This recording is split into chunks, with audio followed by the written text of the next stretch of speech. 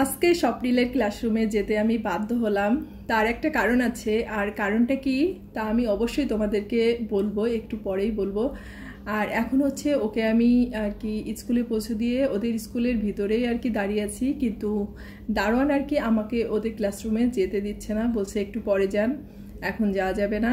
আর আগে নাকি হতো ইচ্ছা করলে আর কি স্কুলের ভেতরে যাওয়া যেত, কিন্তু এখন অনেকটাই কড়াকড়ি বলতে পারো, যে কোনো গার্জিয়ানকেই স্কুলের ভিতরে ঢুকতে দেয় না। তো তোমরা যে পুরনো বিল্ডিংটা দেখলে, এটা আসলে পুরনো বিল্ডিং, খালি চোখে পুরনো বিল্ডিংই হবে, কিন্তু আসলে এটা পুরনো বিল্ডিং। কিন্তু এই বিল্ডিংটার না অনেক ইতিহাস ঐতিহ্য আছে। সেটা হচ্ছে এই স্কুলটা হচ্ছে ভারতীয় উপমহাদেশের ভিতরে প্রথম স্কুল আর কি এটা। তো সেই বিল্ডিংটা, তো ওখানে ওদের আর কি ক্লাস হয় না, এমনি বিল্ডিংটাই আছে। তো ওর ক্লাসরুমে মানে আমি গিয়েছিলাম, তার কারণ হচ্ছে বেশ কিছুদিন ধরে ওদের ক্লাসরুমে আর কি ঝামেলা হচ্ছে।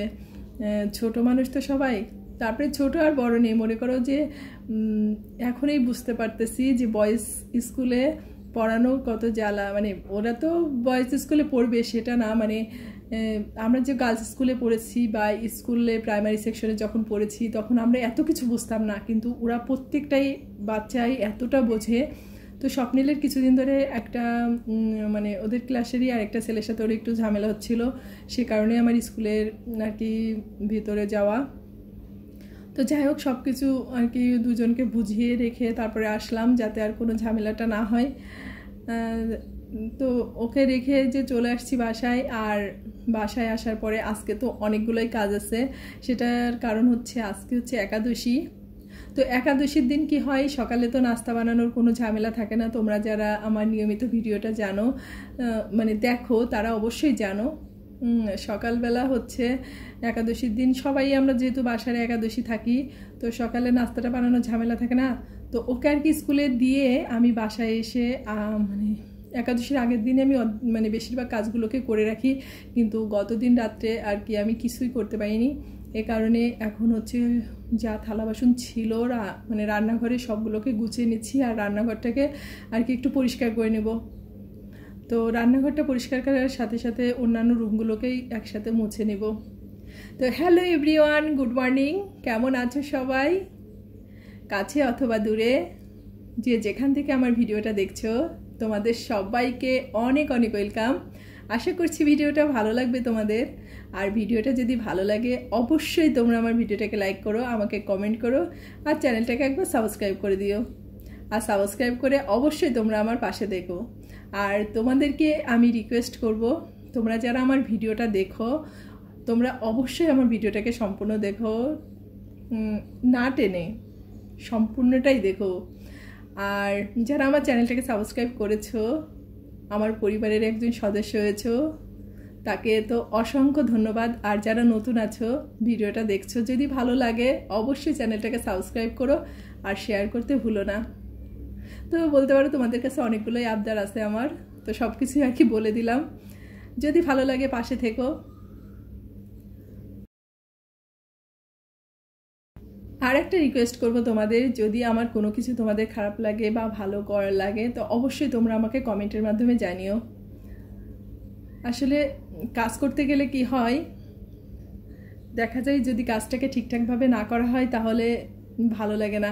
তো আমারও এই অবস্থা। আমি তো ভাবছি যে তাড়াতাড়ি করে সব কাজগুলোকে সেরে তারপর স্নান করে এসে, যেহেতু রান্না টান্না করতে হবে, আর স্বপ্নিলও স্কুল থেকে চলে আসবে, তো ও আসার আগেই ভাবলাম কাজগুলোকে আর কি সেরে নেব, কিন্তু আসলে একটা দুইটা কাজ করতে যে অনেকটাই দেরি হয়ে যায়। তো রান্নাঘরটা পরিষ্কার করতে আমার বেশ খানিকটা আর কি টাইম লাগছে। রান্নাঘরটা পরিষ্কার ছিল, তারপরেও মনে করো যে একাদশীর দিন একটু যদি ঠিকঠাকভাবে পরিষ্কারটা না করি তাহলে মনের ভিতরে কেমন একটা খুঁতখুত করে, তাই না? তো ওইদিকে হচ্ছে শাশুড়ি মা স্নান করে নিয়েছেন, আর আমি হচ্ছে স্নানটা করব। আর স্বপ্নিলও স্কুল থেকে চলে আসছে। স্বপ্নিল স্কুল থেকে আসার পর আর কি ওর পাপা ওকে স্নান করিয়ে দিবে, আর আমিও রুমটাকে মুছে আর কি স্নানটা করে আসবো। আর যা তোমরা দেখো আমার রুমের ভিতরে কি অবস্থা, জামা কাপড়, তোমরা এগুলোকে অ্যাভয়েড করো। আমি এখন আর কি আমার গোছানোর টাইমটা নেই, তবে আমি স্নান করে আর কি একাদশীর যা রান্না টান্না করবো সব কিছু গুছিয়ে রেখে তারপর আর কি জামা কাপড়গুলো ভাঁজ করে নেব।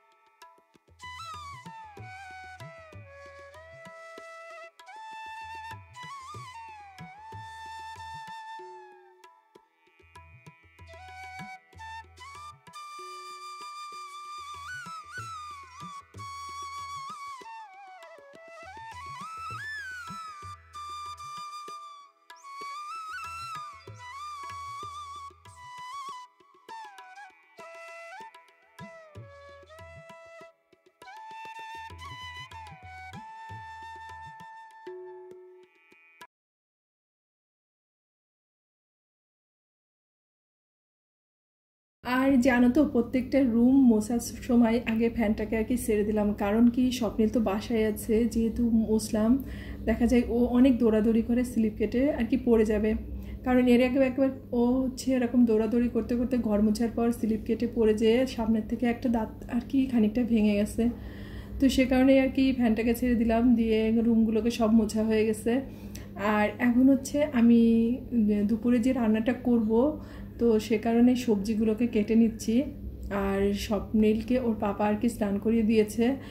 আর কি করছি, ওর পাপা আর কি বাসায় থাকতে থাকতে ওকে একটু আর কি ফল খাইয়ে নেব, কারণ ওর পাপা থাকলে ওকে আর কি বুঝিয়ে একটু ফলটাকে খাইয়ে দিতে পারবে। আর আমার কাছে ফলটাও মোটেই খেতে চায় না।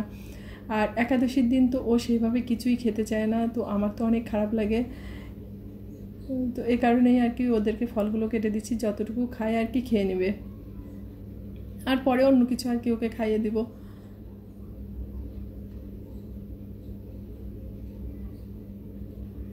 আর ও কেমন জানো তো, মানে আমি তো সবসময় বাসায় থাকি, আমার কাছে সব কথাগুলো আর কেউ শুনতে চায় না, যেটা শোনে দেখা যায় অনেক বকা দিয়ে ভয় দেখিয়ে তারপরে শোনে। কিন্তু ওর পাপা যদি ওকে সহজে কোনো কথা মানে বলে দেয় সহজে, সে কিন্তু ও সেই কথাটা শোনে।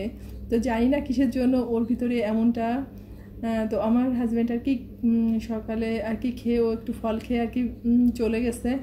আর স্বপ্নিল একটু মানে খেয়েছে সামান্য পরিমাণ। আর এখন হচ্ছে আমি আর আমার শাশুড়ি মা একটু চা বানিয়ে নিয়েছি, আর দুই এক রকমের আর কি ভাজাটা ভেজে নিয়েছি, বাদাম ভাজা, আলু ভাজা, আর হচ্ছে কাঁচা কলা ভাজা। তো এটা দিয়েই আমরা একটু চা খাবো, চা খেয়ে আর কি একটু ফল আছে তো সেটা খাবো। আর যে বললাম না যে সবজিটা কেটেছিলাম, তো সবজিটাকে এখন আর রান্না করব না, ওটা দুপুরের দিকে রান্না করব।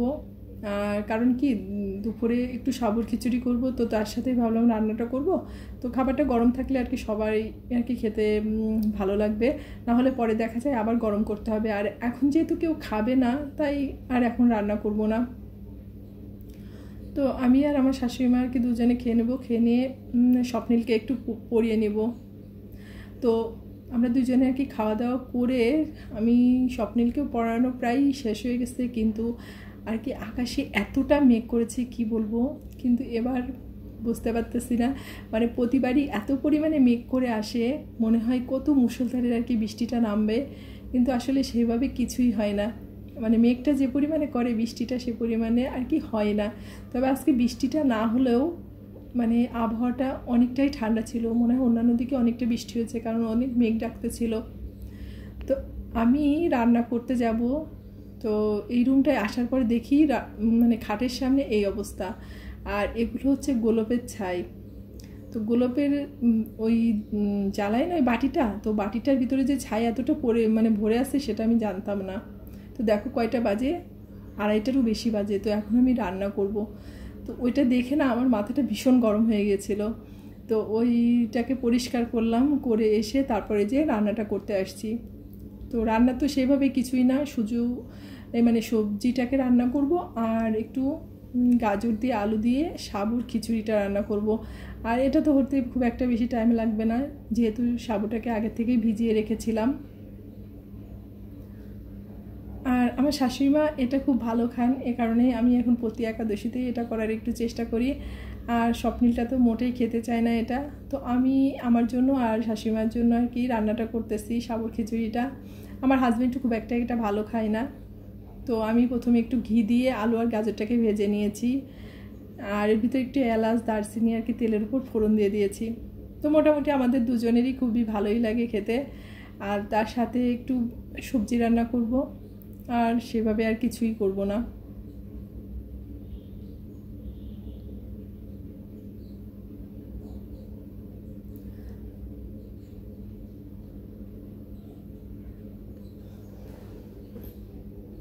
তো ফ্রিজে কিন্তু অনেক রকমেরই সবজি ছিল, কিন্তু আমাদের তো হাজারটা নিয়ম যে এ সবজি খাওয়া যাবে না, সেটা খাওয়া যাবে না।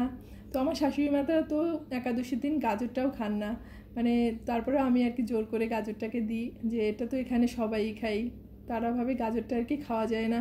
তো ফ্রিজে আরও কিছু তরকারি ছিল, বেগুন ছিল, পটল ছিল, ঝিঙে ছিল, কিন্তু বেগুন পটল এগুলো তো আর পাঁচ তরকারিতে আর কি দেওয়া যায় না একাদশীর দিন।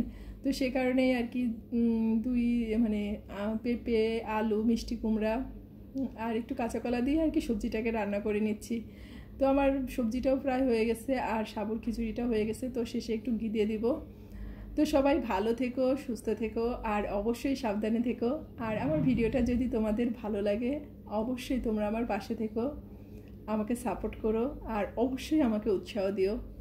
ভালো থেকো সবাই। তোমাদের সাথে দেখা হচ্ছে আমার পরবর্তী ব্লগে।